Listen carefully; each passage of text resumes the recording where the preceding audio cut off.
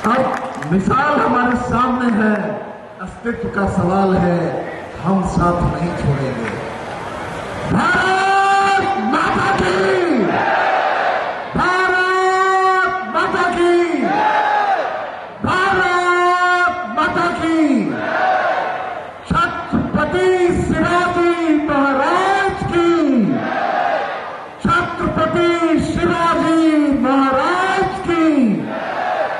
कि हमारी युवा महिला बहनों ने भी बहुत ज्यादा योगदान दिया। दिन रात वो हम लोगों के कार्यक्रम के लिए गली गली घूमी, हर प्रयास किया। तो महिलाओं ने भी कंधे से कंधे मिलाकर काम किया। प्रियंका जी यहाँ हैं, कई महिलाएं हैं, सब लोगों ने बहुत अथक प्रयास किया।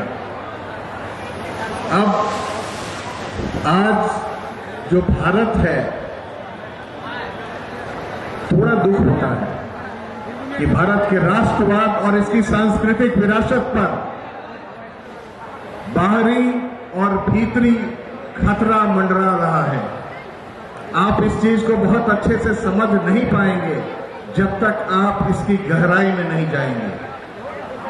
तो ऐसे समय में भारतीय राष्ट्रवाद और भारतीय सांस्कृतिक धरोहर को बचाने के लिए हम सभी युवा, हम सभी नालंदा वासी, हम सभी बिहार वासी, हम सभी देशवासियों को कुछ प्रण लेना होगा। हमें ये प्रण लेना होगा कि छत्रपति शिवाजी महाराज जैसे महान योद्धा, बुद्धिजीवी एवं कुशल प्रशासक से उनके सिद्धांतों को, उनके विचारों को, उनके कार्यप्रणाली को सीखकर हम इस देश को, इस राष्ट्र के धरोहर को, इस सांस्कृतिक धरोहर को बचाएं। शिवाजी जी महाराज ने हिंदवी स्वराज की परिकल्पना की थी।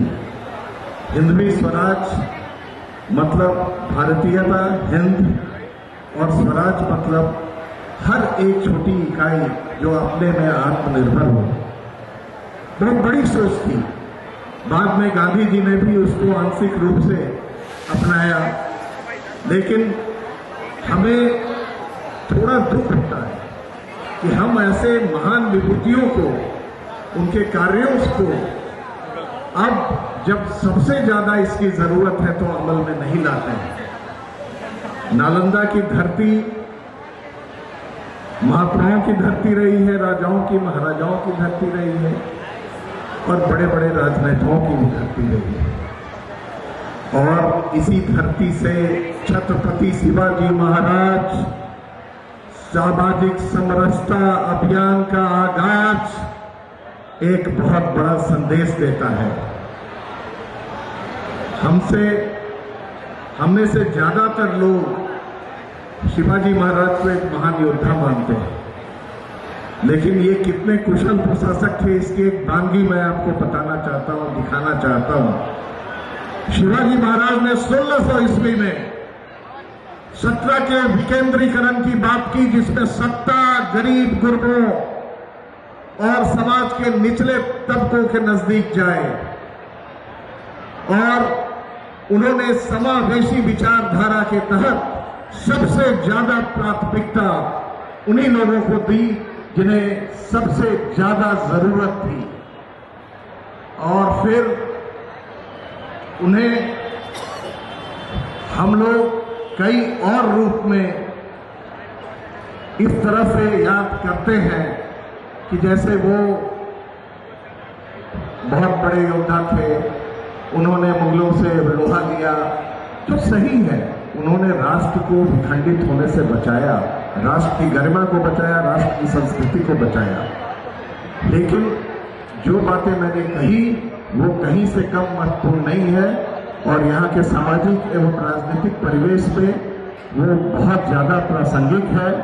और ये अभियान उसी की एक शुरुआत है कि उस प्रासंगिकता को अमल में लाया जाए। अब छत्रपति शिवाजी तो हुए, अब उसके खानदान के बारे में मैं चंद मिनटों में अपनी बात खत्म करूंगा। अब मिसाल हमारे सामने है, अस्तित्व का सवाल है, हम साथ नहीं छोड़ेंगे। भारत